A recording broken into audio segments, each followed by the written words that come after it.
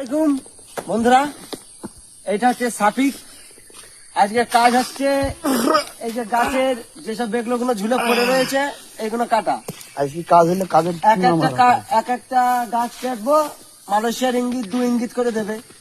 তো এটা হচ্ছে এক ধরনের বেসিক কাজ, আবার কন্ট্যাক্ট বললেও চলে। তো কেমন করে কাটে দেখাচ্ছি, দেখো।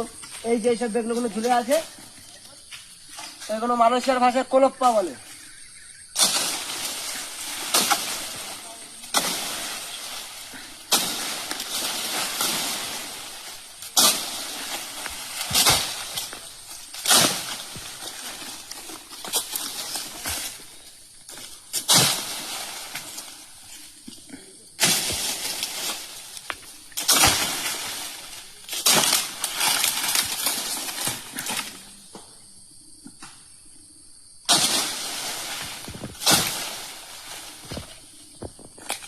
এইভাবে কাটা হবে প্রত্যেক সাইড একটা গাছ।